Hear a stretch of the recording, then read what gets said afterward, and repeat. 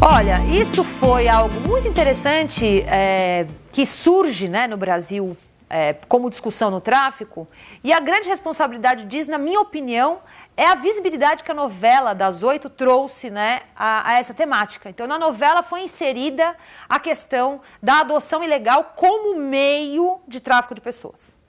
Eu diria que essa situação é uma situação que precisa ser vista com muita cautela, né? O Brasil, há muitos anos, tem, de forma sedimentada, uma política e uma legislação que cuida da questão da adoção ilegal.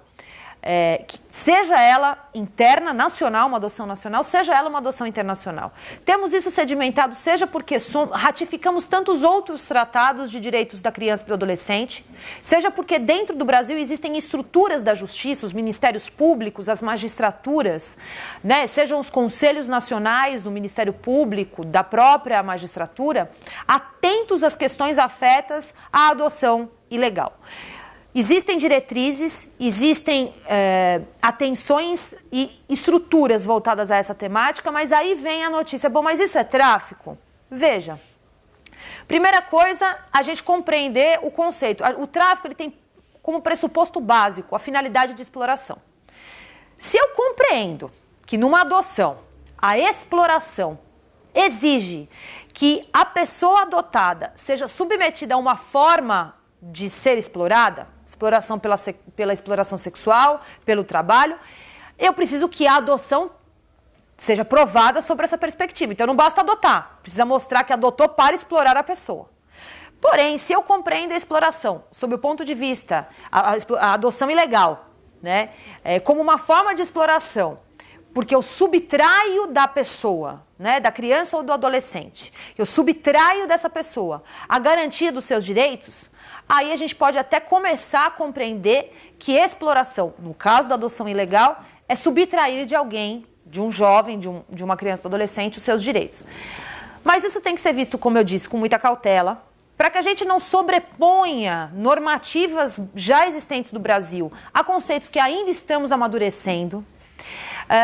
O problema ali apresentado pela novela e os casos que nós acompanhamos e que o Brasil acabou por vezes a acompanhar, eu digo que ele passa por 3 fatores complicados que a gente precisa também entender, né?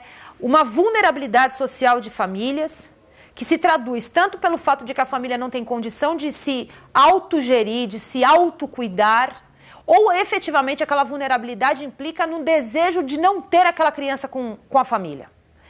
Somado a isso, você às vezes tem um sistema de justiça e uma sociedade altamente preconceituosos, onde a gente ainda acredita que uma criança, para ter um bom futuro, precisa estar dentro de uma boa família. E boa família não é família pobre, né? Isso é um equívoco, né? O governo brasileiro, o direito brasileiro, o sistema de justiça e cidadania do Brasil compreende hoje que criança e família, se estão vulneráveis, elas não podem ser separadas. É dever da sociedade, do poder público, garantir que eles se fortaleçam. Aquela criança tem o direito de permanecer naquele seio familiar, é lá a sua história se dá, é de onde ela vem. Então esse equívoco preconceituoso é um fator gerador de um perigo para uma adoção ilegal e efetivamente um facilitador do tráfico nesse sentido. Porque às vezes juízes, promotores, conselhos tutelares, até mesmo as pessoas que trabalham em abrigos, as famílias que às vezes querem adotar, ou até mesmo a família mais pobre, que às vezes por vulnerabilidade não compreende a dimensão do seu direito de ter do Estado uma melhor condição, né, e um respeito social para se desenvolver, acabam acreditando que é melhor realmente colocar aquela criança para adoção porque um casal estrangeiro ou uma família mais abastada vai cuidar melhor. Então isso é um preconceito grave, né? E o terceiro fator, que eu digo que é colaborador problema, é a existência de um sistema ainda meio sensível e às vezes muito corrupto no Brasil, que é a questão dos cartórios extrajudiciais.